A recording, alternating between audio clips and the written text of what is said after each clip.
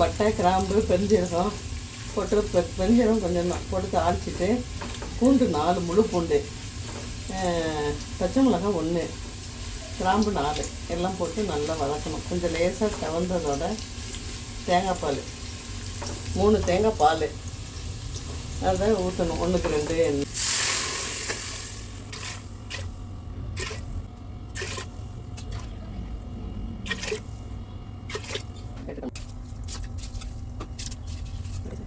அரிசி 4 டம்ளர் போட்டிருக்கேன். அதுக்கு 8 டம்ளர் தண்ணி ஊற்றிருக்கேன்.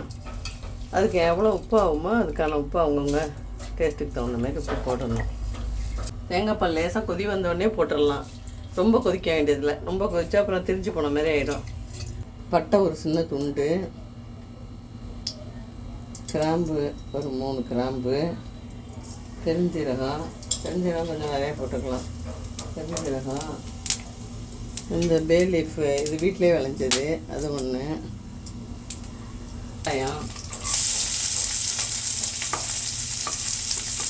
இப்போ நம்ம இந்த தேங்காய் பால் சோறுக்கு என்ன காம்பினேஷன்னா ஒயிட் குருமா, ஒயிட் கறி குருமா, ஆட்டுக்கறி குருமா ஒயிட்டில் வைக்கிறது நல்லாயிருக்கும். அதுக்கான குழம்பு தான் இது. இதெல்லாம் நல்லா தாளிக்கணும். இஞ்சி போட்டு பேஸ்ட்டு போடணும்.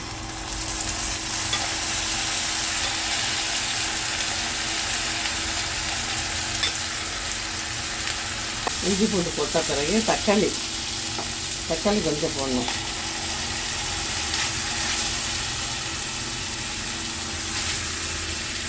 மல்லித்தூள் 1 ஸ்பூன் போடணும்.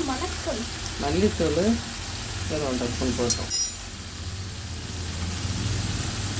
அப்புறமேலு பச்சை மிளகா தான் இதுக்கு போடுவோம். இதுக்கு வந்து நம்ம மிளகாத்தூள் போட போடல. பச்சை மிளகா ஒரு 5 பச்சை மிளகா அரைச்சி வச்சுருக்கேன்.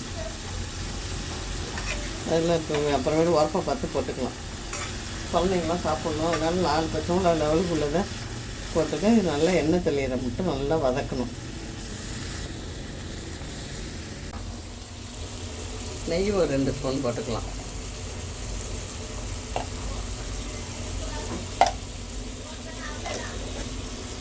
இப்போ மூடியை போட்டு மூடி 3 சவுண்டு வந்தோடனே ஆஃப் பண்ணிடலாம்.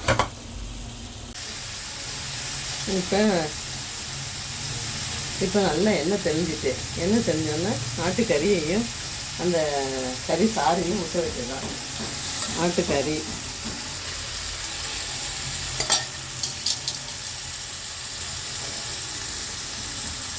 கறியோட தண்ணி,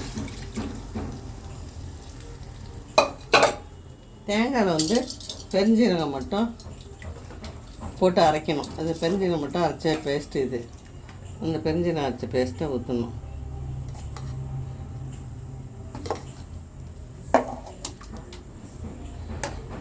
அதுக்கான உப்பு போடணும். ஏற்கனவே கறியில் உப்பு போட்டு தான் வேக வச்சுருக்கோம். அதனால் பார்த்துட்டு போட்டுக்கலாம். நல்லா கொதிக்கணும். கொதிச்சோன்னே காமிக்கிறேன்.